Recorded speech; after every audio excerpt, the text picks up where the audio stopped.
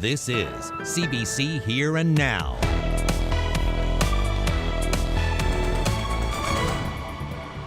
Cargo hold. This vessel in Happy Valley Goose Bay is ordered to stay put over unpaid bills. Temperatures fall this weekend, risk of snow squalls as well for parts of the island. Eastern Health is trying to make it easier to manage a respiratory issue.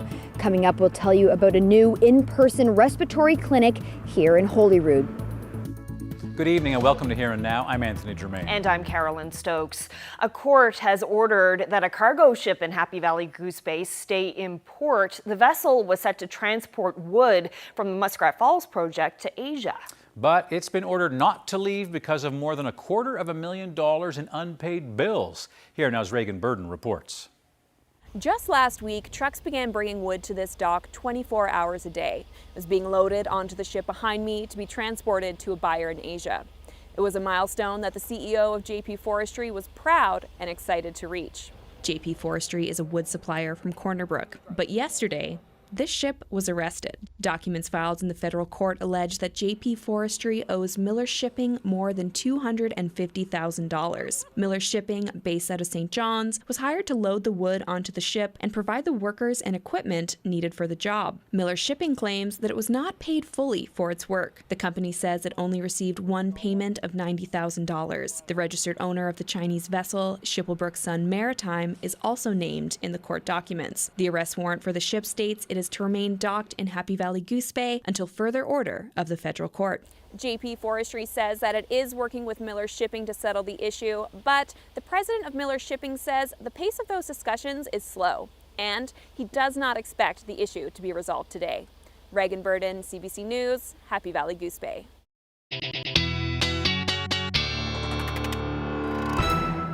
An area of low pressure bringing lots of rain today for much of eastern Newfoundland. We're starting to see a little bit of a break in that rainfall for most of the island, and some of the heaviest rainfall is starting to move offshore as well for eastern areas of the island. We're going to continue to see that, but the temperatures are going to drop in behind this low pressure system as we see those winds shift as well. We're already starting to see those temperatures drop. Here's the past 12 hours in Corner Brook, hovering in the double digits for most of the day today, starting that downward trend, and they're going to continue to drop as we head through the evening hours tonight. That area of low pressure still bringing some wind warnings from northern peninsula east through to Bonavista North tonight. You're looking at those gusts about 100 kilometers per hour through the overnight tonight, and then we still have wind warnings, or a new wind warning in place for Nain, as well as blowing snow advisories for Makovic. I'll get into those details when I come back. Thank you, Ashley. Canada's National Advisory Committee on Immunization is recommending that more people get a third dose of a COVID vaccine. It's lowered the age of eligibility for a third shot. NACI has increased the strength of their recommendations to now say a booster dose of an authorized mRNA COVID-19 vaccine should be offered 6 months or more after completion of a primary COVID-19 vaccine series to people aged 50 years or older. Now, the new standard applies to adults living in long-term care homes or living settings that provide care for seniors. And in certain cases, people aged 18 to 49 should also be eligible for a third shot. Newfoundland and Labrador hasn't revealed its plans for giving more people boosters. We're expecting that next week, but it is expected to follow the national recommendations. Ontario went early with this. It's already giving third doses to people over 70, as well as people in Indigenous communities, among others. Well, meanwhile, there are 5 new cases of COVID in the province since Wednesday. 1 is in the eastern region and 4 are in western Newfoundland. That's where an advisory has been issued about a possible exposure site. Anyone who was at an event at the Salvation Army Citadel in Deer Lake on Saturday, November 20th at 2 p.m. should arrange for a test. Anyone with symptoms should isolate for 24 hours after symptoms subside and have a negative test. Well, Deer Lake Airport will introduce a new twice-weekly flight next year. Flair Airlines will offer the service to Kitchener-Waterloo starting in June, and from there, travelers can connect to Western Canada, Mexico, and Florida. They're going to run on Wednesdays and Saturdays with fares starting out at $49. It's the first ultra-low-cost airline to offer service to and from this province. Well, Eastern Health is trying to reduce hospital visits with a new respiratory program. A new in-person education clinic has been established in Holyrood, and the program will also help treat patients with lung disease in their own homes. Here Now's Meg Roberts has more. I'm going to take it in the morning and in the evening. 66-year-old Walter Carroll was diagnosed with chronic obstructive pulmonary disease, or COPD, 14 years ago. Both of his lungs have collapsed twice, and as a result, he sometimes has trouble breathing. I have a hard time like mowing grass or shoveling, or now it's going to be snowblowing, so I got to use action now for any activity. Ready? Great big breath in. Blow it out hard. Push. Keep going. Don't stop. Push, push, push, push. Keep going. But now he's getting the help he needs at the new in-person respiratory education clinic in Holyrood, which includes regular phone calls from a respiratory therapist, and he's even able to receive home visits if required. Although Carroll says he takes full responsibility for not treating his lung disease more seriously years ago, he believes he would have suffered less lung damage if this program was around at the time of his diagnosis. If I had to get in all this 14 years ago, I'd probably be in better medical form now, I guess. The goal of the program is to make managing and preventing lung diseases easier, while also minimizing trips to the hospital. The Holyrood Clinic will act as a hub for people seeking respiratory education and help. So we're really going back to the basics. We're trying to find out strategies to improve these patients' quality of lives and try to prevent these recurrent emergency room visits. Newfoundland and Labrador has some of the highest COPD rates in the country. More than 100 people have been referred to the program so far, with officials saying there's room to grow. We're hoping that this will be the primary preventative program for respiratory disease in the region, and at some point, maybe even the province. Holyrood was chosen for the education clinic because the infrastructure and team was already in place. And it's one of the first examples of a collaborative team clinic within Eastern Health, which is part of the authority's larger healthcare plan. The shift towards community care is one that we've been trying to make for a number of years, and I do believe that we're actually starting to shift the dial now. Officials say this model of healthcare can be used on other chronic diseases in the province. Meg Roberts, CBC News, Holyrood. Well, he was just 20 years old. O'Lilicone William Lassisi, who went by Will, was a third-year engineering student. He was at his work term in early November when he collapsed.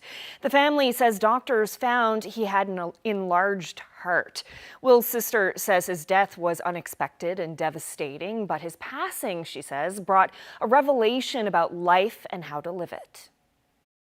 O'Lilicone William Lassisi, he was a wonderful guy. He was a student at MUN in his third year, and he was studying civil engineering. He had plans of becoming an architect and living in Seattle. That was his dream. He was doing his first co-op at Wood PLC. My mom's work was not too far from his, so she used to drop him off every day. So she dropped him off there in the morning, and then she got a call about like 10 or 15 minutes after, and they told her that he had collapsed at the meeting. I believe his heart had stopped beating, and they were trying to revive him, but they couldn't. I didn't know how many people that he had influenced here, like just here. I learned a lot about how beautifully he lived life. He would speak to almost everyone in the classroom. When they heard about him passing, they had such an overwhelming amount of students that were affected by it that they even had to hold like a information session for everyone. So I didn't know to what extent that he brought happiness to everyone. He wanted everybody to be good. He just wanted everybody to be okay and to be protected, and he just wanted to see people smile. And he just wanted to be there for you, even if you had no one else. He wanted to be there for you.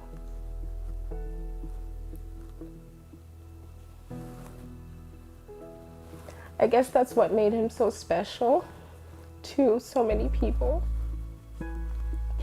And when we had so many visitors coming in, when we had his friends come over, they would share such good memories of him.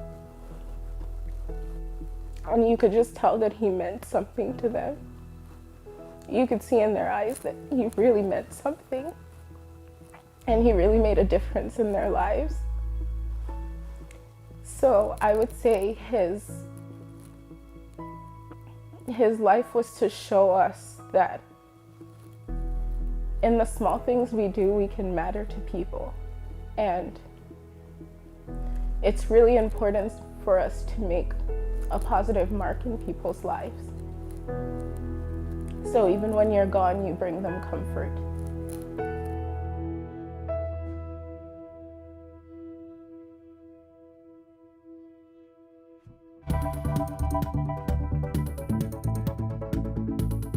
It's one of the first UNESCO stops in our gallery. We have 4 UNESCO World Heritage Sites represented here in Dawn of Life, and Mistaken Point will be the first one. Fossils from Mistaken Point will be front and center in the newest exhibit at the Royal Ontario Museum. That exhibit opens tomorrow in Toronto. We'll give you an exclusive sneak peek tour.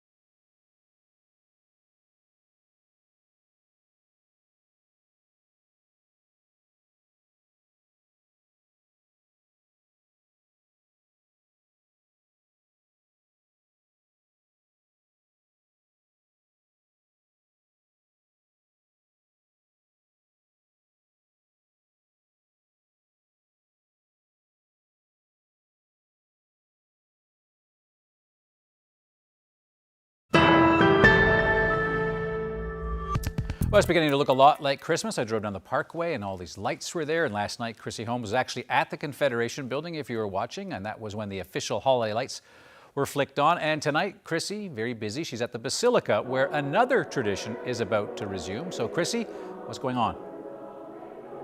Well, as you can hear behind me here, Anthony, for the first time in a long time, like since the pandemic began, the Shalloway Youth Choir is here rehearsing for their first in-person live performance.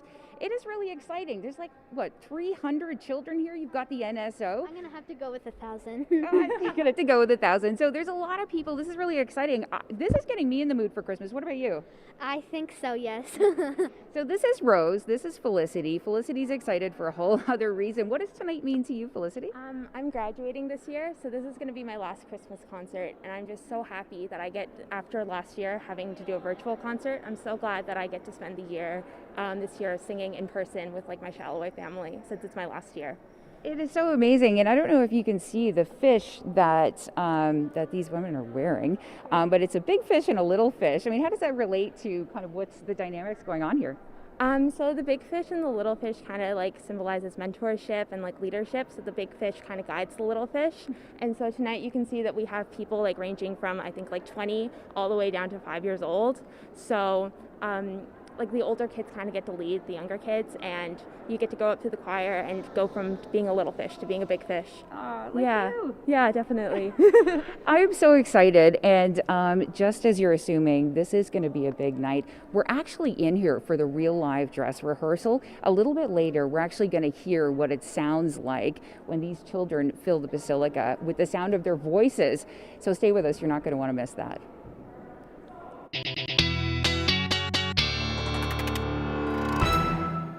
Definitely don't want to miss that. That is going to be beautiful. The Basilica, the acoustics in there, lovely.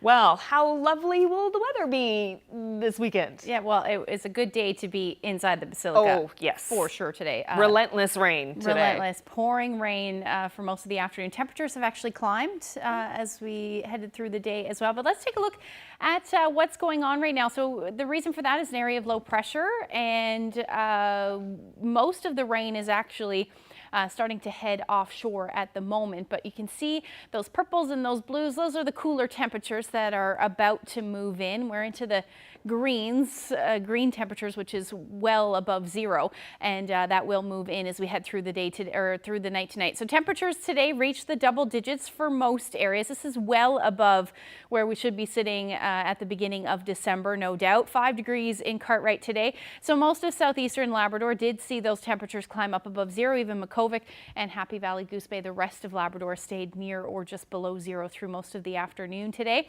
And quite the change from yesterday. Anywhere from 7 to 11 degrees warmer than where we were sitting yesterday this time of the day. And that's pretty much where we're sitting now. Now we have started that downward trend though for the west coast, 8 degrees in Corner Brook as we speak, and still hanging on to those double digits. Twillingate, Gander, Terra Nova, St. John's all in the double digits, and we will see those temperatures drop as we head through the night tonight. Just taking a look at the current satellite and radar, you can see a little bit of a gap, some clearing skies in fact, and most of that heavier rain has moved offshore now. We did even hear a few rumbles of thunder for parts of extreme eastern areas of the island, but that has moved off. Still going to see that chance of some lingering showers for the next little bit, but as those temperatures drop, that is going to change over to the risk of some flurries tonight, even some snow squalls along the west coast. Winds are also going to stay quite breezy out of the west or southwest, anywhere from 70 to 80 kilometers per hour. That's pretty much across the board, but Bonavista North through to Northern Peninsula East, you will likely see those southwesterly gusts upwards of about 100 kilometers per hour tonight.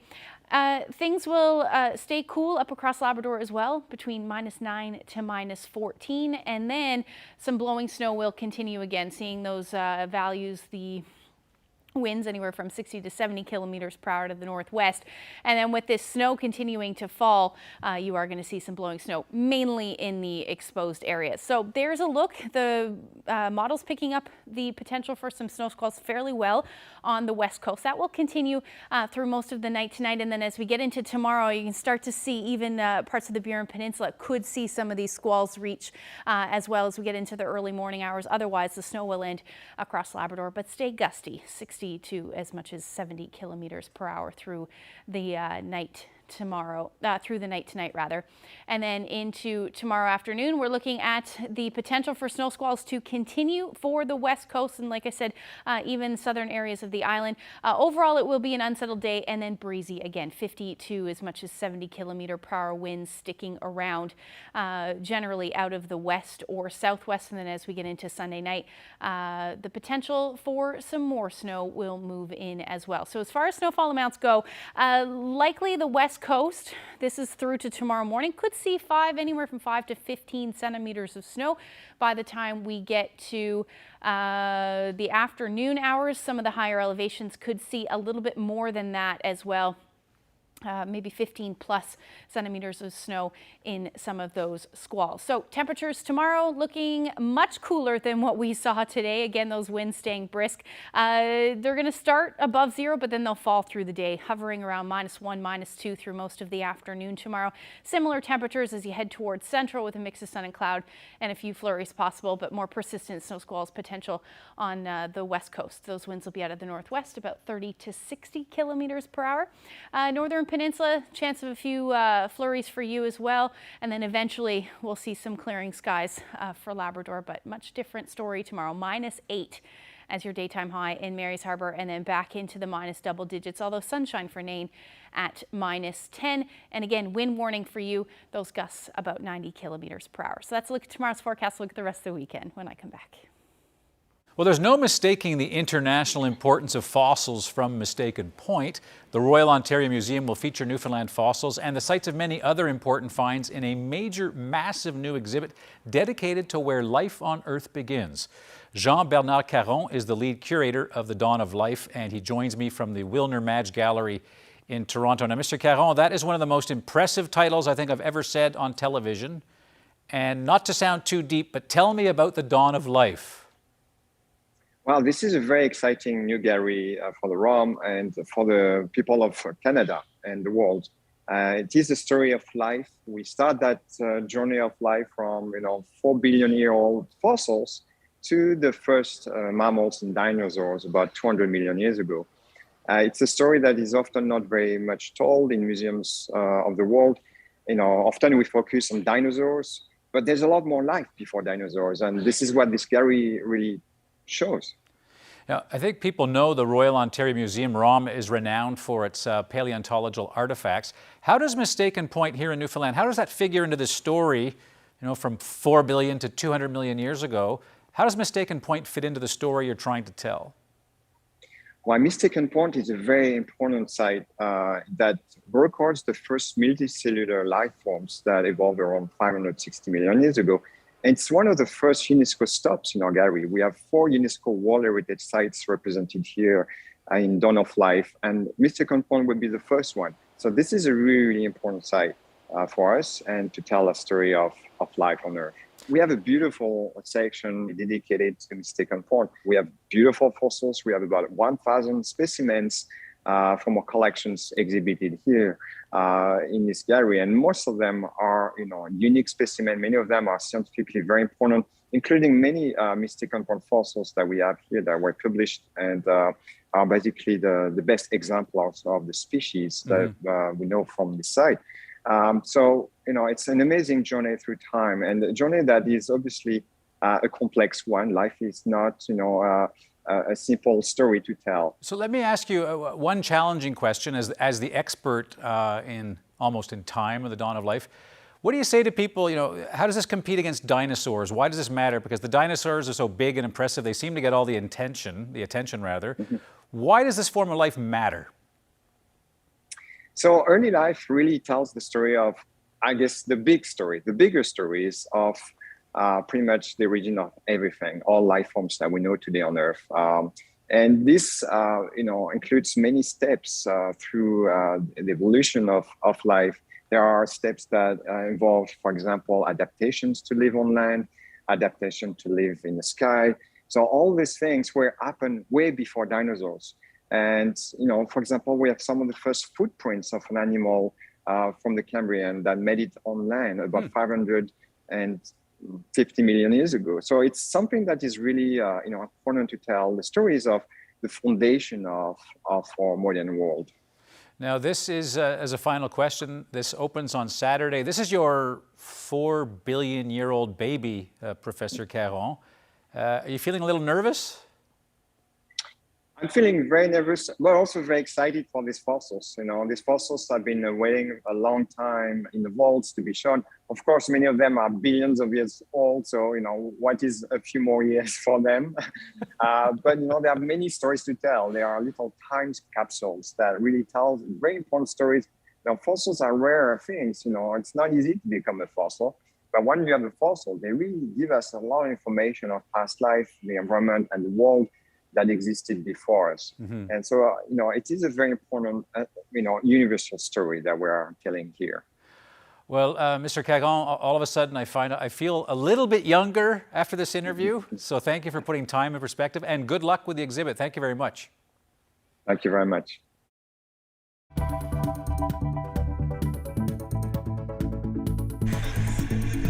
We all remember this. 2006, Team Gujou wins Olympic gold. That was nearly 16 years ago. This iPad didn't even exist. And now Brad Gujou is heading back to the 2022 Olympics. He's here, and we'll talk to him about it coming up.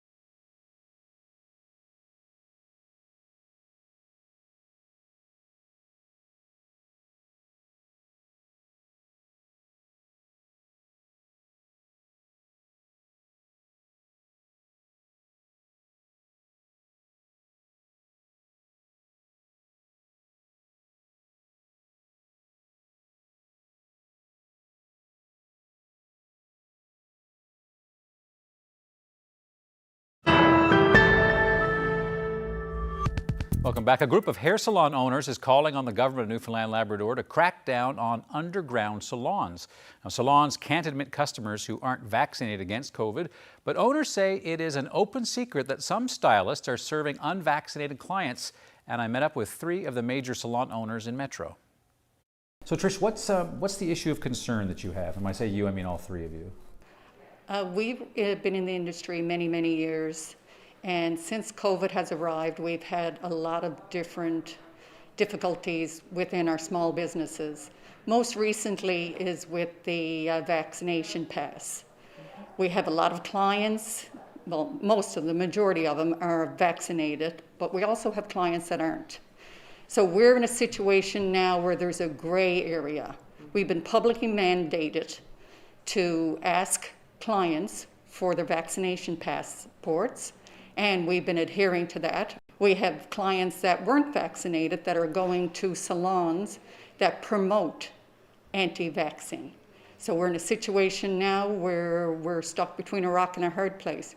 We're losing clients. Between my salon here on La Marchant Road and our location in Paradise, we've lost up over 80 clients, and that's only since it's been mandated about a month ago. In this salon now, we have to, we're not allowed to operate every chair. We have to still operate every second chair. There's got to be 6 feet distancing, and you're not allowed to have a glass of water. You can't pick up a magazine to read, anything like that. I don't understand why you can go to a restaurant and walk in and have a meal without your mask on, and you can drink in a bar all night long without a mask on. And in our salon, you're not allowed to have a glass of water. The big thing to me is, like, as a salon owner and as I feel a leader in our industry in the city, we follow rules and we make sure that we put them in place the way the government has asked. And I just think the gray area, we're kind of asking, if people are able to go other places, what is the reprimand? Like, they can go. I understand there's a fine if you are caught to do this. So who is implementing this, and is it even a thing?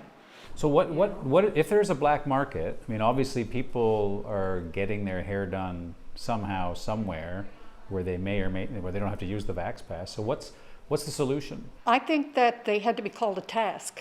If there's a fine, then these stylists had to be fined. I think the entire idea of having a vaccination pass is to implement people that aren't vaccinated to get vaccinated. They have to be encouraged to get vaccinated so we can get back to normal business. You know, St. John's in Newfoundland is a small place. Everybody knows everybody. You must have some indication as to where this black market actually is happening, right? I know exactly where it is. And all these ladies know where it is because you can call there, which I did last night. And I can get an appointment today without being vaccinated. And they don't wear masks there either. And there's other stylists that I know that are doing it, going to people's homes and having them come to their homes and doing it after work. And our clients cannot walk in our house, in our environments, because we follow the rules. Exactly. Where they can go other environments and it doesn't matter that they're not following the rules. They're not getting reprimanded. So why is the government putting things in place that they can't follow up and police and make sure that everyone is doing it? Now, on that point, the provincial government says it does follow up on complaints of businesses not following the rules.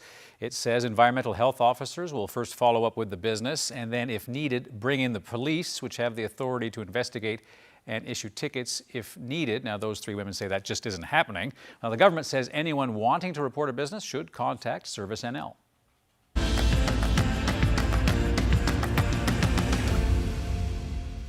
Well, Brad Gouju is now home in St. John's, but still riding high from his team's big curling win this week in Saskatoon.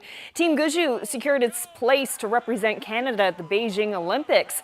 I spoke with Gouju about that win and getting another chance to compete in the Olympics after winning gold back in 2006. We've been working hard for 16 years to get back to this, so it was kind of surprise really that it happened. You know, it's an amazing feeling and I'm looking forward to it. Yeah, you could really see the emotion on your face. I still get emotional even thinking about it. Like even an hour after the game, there was a lot of emotions, even before the game, to be quite honest. There was a lot of emotions, and I think it really boils down to how much we cared about it, how much we had put into it over the last 16 years, and how much we sacrificed. Like, there's a lot of things that we haven't done over the last 16 years to get to this point. So all of those things kind of come back to you and feed those emotions, whether it's, the excitement or sometimes the sadness if you didn't pull it off. I don't know that many sports where the athlete can have that kind of longevity to go to the Olympics one year and then 16 years later go back. Yeah, it's a unique sport, and I've been told there's only one other person that's gone further, and it was a hockey player, Peter Nedved. But as far as Canadians Olympians, we're up there, myself and Mark. And in our sport, and certainly in the position that I play in our sport, you can play for a longer period of time. But I think the fact that, Mark and I have been at this level for so long just shows how much we care about the game, how hard we work. And, you can't get there without having that passion or that work ethic. What was so special about this year? What did you do differently, or did you work especially hard? What was different about this year that got you there? You know what? I don't know if there's anything specific I can point to that led us here. I think it just really came down to timing, a little bit of luck. We knocked at the door at the last Olympic trials. We had a really good chance and unfortunately came up against a hot Mike McEwen. But this time around, a little bit of luck. We prepared slightly different for this one. We didn't play as much, made sure we were rested. And it was such a grueling week mentally that I think that rest leading into it actually paid off at the end of the week. I have an iPad there behind you. Press play. This is the video of you winning in 2006, the Olympic gold. I know we have all seen this video. You've seen this video so many times. It's much younger. 25 years old? Yeah. What do you see when you look at that 25-year-old Brad Gougeau? Less wrinkles, number one, less gray hair. But I remember that moment very vividly. I remember when that rock was coming down the ice and I seen their skip go over to Jamie to shake their hand, and I'm like, oh my God, this is happening. And, I remember that so vividly, and it's nice to see that again. Hopefully we can make a memory like that again in Beijing in a couple months, but even if we don't, this experience is going to be awesome, and we're going to relish it. 16 years is a long time. So I just want to take another moment and just make us feel really old. Oh, thank you. Back in 2006, that iPad that you were holding onto probably didn't exist. It didn't exist. I believe that. Most teenagers in this province were not born yet when you won Olympic gold. The province had a surplus. We don't have that anymore. Facebook was brand new. Yeah. That was also the year that Justin Timberlake brought sexy back. Wow. So that was 2006. Of course, another thing that wasn't around then was this pandemic that we're in. This is such a game changer for the Olympics. How much different do you think it will be for you this time around? Yeah, I think it's going to be dramatically different. At least that's what we're being told. It's going to be a bubble experience. Unfortunately, our families aren't allowed to come over. And when we get there, it's the athletes' village and the venue. That's the only two places we're allowed to go. So, there's going to be a lot of time on our own as a team. But we've been through that before. We played in a bubble last spring for the Brier and a couple of the Grand Slams. So we had that sort of experience. Obviously, it wasn't the Olympics. But that seclusion and going through those routines, I think, will pay off when we get to the Olympics. And we're going there to play and compete. So that's, at the end of the day, that's what it's all about. And my family's going to get to watch us on TV, which is great. I got a 10 and a 14-year-old, and they get to watch their dad playing at the Olympics, which is pretty cool. And that's something else that's different this time around. You're a father now. You have two children. What's that going to be like for them to watch their dad compete at the Olympics? They're excited. I'm probably more excited than they are, because for me, I think this is a great lesson for them, just to see, they've seen how hard I've worked over the last, 10 years, and to see it pay off and give me another opportunity to go to the Olympics. I think that just shows them that, if you work hard, you can achieve what you want to do.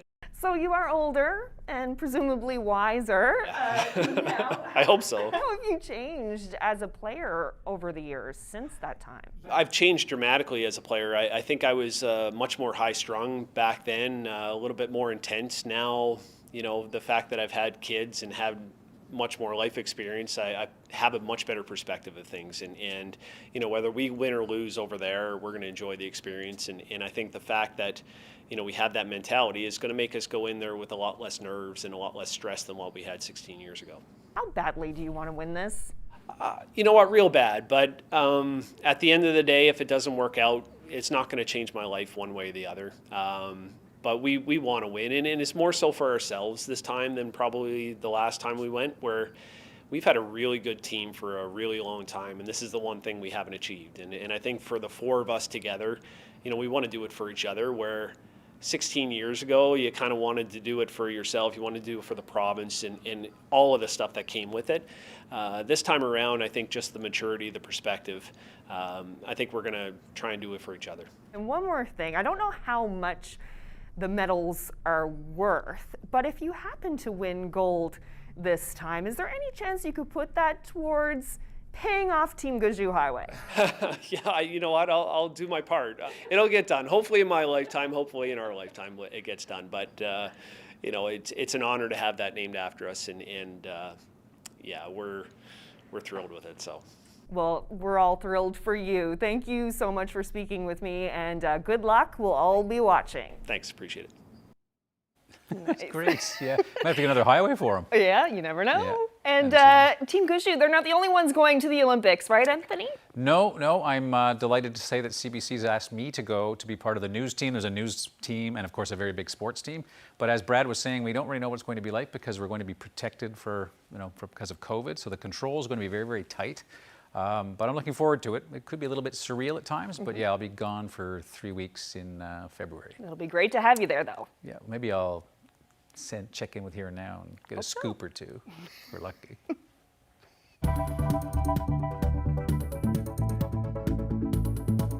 Imagine filling all this space here at the Basilica with the sound of hundreds of children backed up by the NSO. A little bit to coordinate, but once it comes together, magic. We're going to take you inside this dress rehearsal for Shalloway's first in-person concert in 2 years coming up.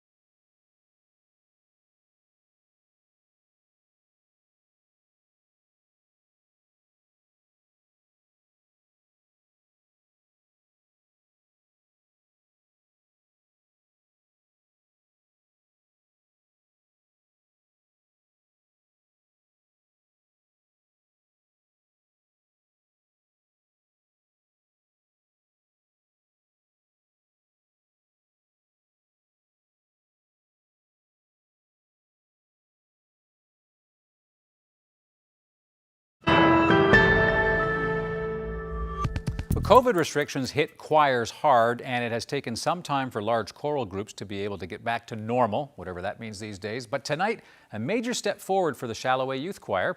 They're rehearsing right now for 2 big concerts at the Basilica this weekend, and that's where Chrissy Holmes is. So Chrissy, why is this such a big deal for the choir? Well, it is a huge deal, Anthony, and I'm going to put that exact question to Kelly Walsh, the Artistic Director of Shalloway Youth Choir. Why is this such a big deal right now, Kelly? The last time that these kids have performed was 2019, 2 years ago from today, and I can't even tell you what they've gone through. We've been singing for the last 2 years, but it started, they could only sing for 30 minutes, all masked.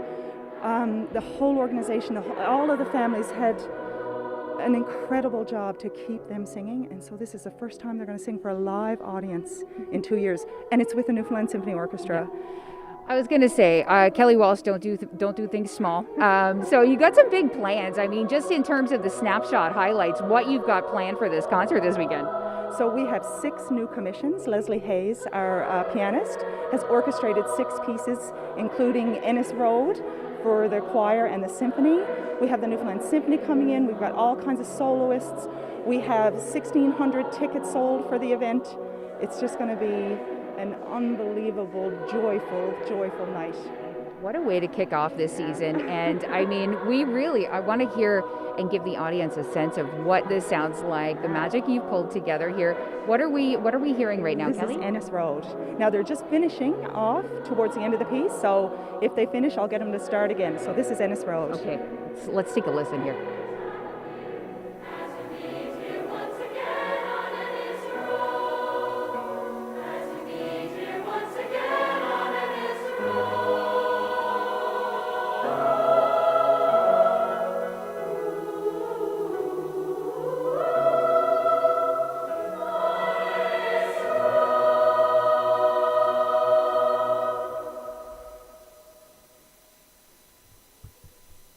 Pretty good. I can only imagine what the applause is going to sound like when it blows the roof off the Basilica here. How excited is everybody? Oh, I think I've seen such joy in the last couple of days, and it's almost like you don't know what you've missed until you've actually done it. So the last few evenings, them singing with the orchestra, them coming into the space, it's been a long time since I've seen kids this joyful. Yeah. Even with the masks on. I mean, this is no small thing, but they're well used to it now. Yeah, absolutely. Well, listen, Kelly, we'll let you get back to it here and take in a little bit of this as much as we can before we have to leave here. But everything sounds beautiful. Thank you so much, and best of luck this weekend. Thank you so much. So that is us here live at the Basilica, and I don't think I've ever heard a group of children more quiet. What's up with that? See if they'll play us something here. Let me move out of the way.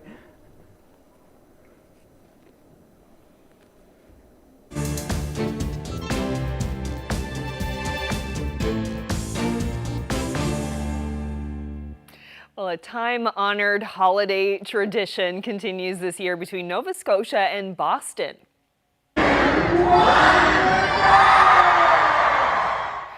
Wow, take a look at the spectacular Christmas tree lighting ceremony in Boston. It's a 15-meter tall white spruce all the way from Cape Breton. A gift to thank the people of Boston for their generosity and support during following the deadly Halifax explosion of 1917. Now this year is the 50th anniversary of the Nova Scotia Tree for Boston tradition.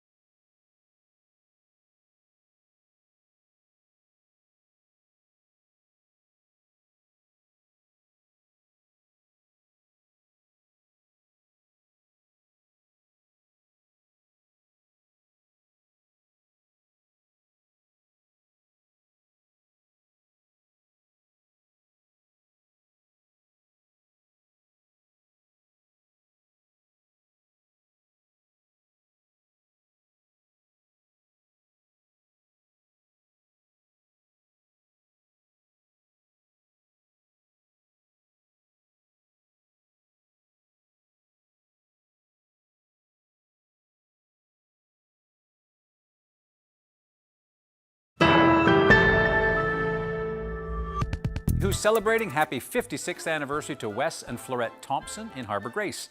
Wishing George and Lily Mercer a happy 50th wedding anniversary tomorrow. And congrats to William and Eileen Dwyer in Carbonear, who are celebrating their 69th wedding anniversary. Wishing Roy and Elaine Park from Lark Harbour a very happy 58th wedding anniversary and a happy 63rd anniversary to Alf and Lori Chislett from Anchor Point. Happy 63rd anniversary also to Jack and Geraldine Anderson of Port aux Basques. Wishing Bob and Rosemary Moore of St. John's a happy 64th wedding anniversary. Happy 59th anniversary to Margaret and Eric Diamond of Pooch Cove. Anniversary greetings going out to John and Patsy Boland from Newtown, Bonavista Bay. They're celebrating 54 years of marriage. Happy 58th wedding anniversary to Donald and Vera Parsons of Dover. Happy 62nd wedding anniversary to Jim and Shirley May in Lewisport. Congratulations to Mildred and Scott Daw from Seldom, Fogo Island, now in Gander, celebrating 69 years of marriage. Happy 60th anniversary to Con and Patsy Bennett in Roshoon. Happy 50th wedding anniversary tomorrow to Tom and Ethel King from Brigus. Wishing Bob and Marie Bannister in Gander a happy 64th anniversary today. Happy 56th anniversary to Calvin and Jean Pierce of North Harbour. Happy 50th anniversary to Jerry and Jocelyn Dalton from Little Catalina. Happy 50th anniversary also to Kevin and Daphne Fitzgerald from Gooseberry Cove. And tomorrow, Webb and Isabel Hearn from Mitchell's Brook will celebrate their 50th wedding anniversary. Anniversary greetings going out to Melvin and Ruby Comden of Happy Valley Goose Bay. Today is their 57th anniversary. All right, now to some birthdays. Happy birthday to Sam Barrow in Gander, who's celebrating his 92nd birthday. And birthday wishes going out to Donald Bragg from Pilley's Island. He's turning 91. Ignatia Madden in Grand Falls, Windsor is celebrating a big milestone on Monday. She turns 100. Hope you have a great day. And birthday greetings going out as well to Bertha Melendi, who just turned 95. And happy 90th birthday to William Cutler from Wareham. And here's another impressive birthday. Happy 102nd birthday to Pastor Hazel Bursey of Clark's Beach. Happy 90th birthday to Margaret Hickman of Fortune, now living in Grand Bank. Wishing Garfield Randall from Jackson's Arm a happy 95th birthday. And another triple-digit birthday. Vera Pickett celebrates her 101st birthday tomorrow. Happy 92nd birthday to Jessie Brace from Greens Harbor. Happy 95th birthday to Muriel Hart in Mount Pearl. And happy birthday to Bill Thibault in Gander. He turns 94 tomorrow. Happy 93rd birthday to Joan Collins of Clark's Head, now living in St. John's. Happy birthday to Hertha Blackwood, who turns 93 today. Birthday greetings going out to Evelyn Devereaux Hennessy. She turns 90 today. Happy 97th birthday today to Muriel Pickett from Centerville. And we'll end on another big birthday. Happy birthday to May Taylor, who turns 100 today.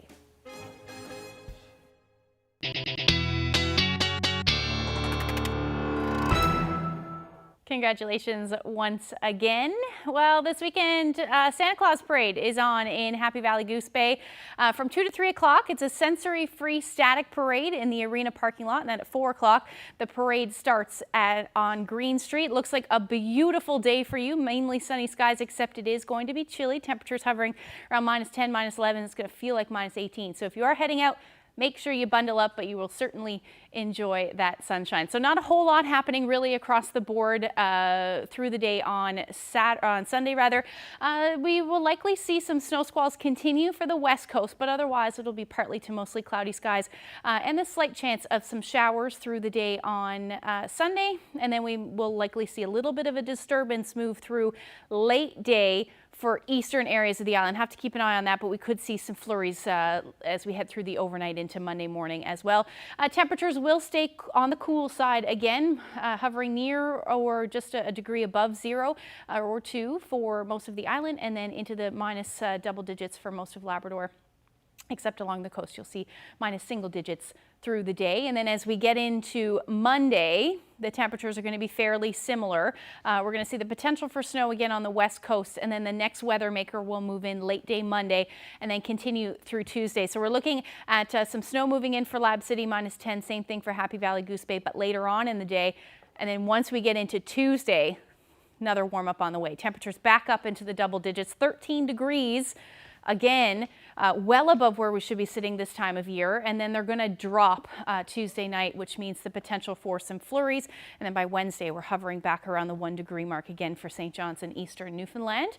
Now for central Newfoundland, you're looking at a similar warm up, back up to about 11 degrees with that cool down. And then really significant cool down Wednesday night, minus double digits. It's going to feel very different than what it felt like on Tuesday. That potential for flurries will stick around as well.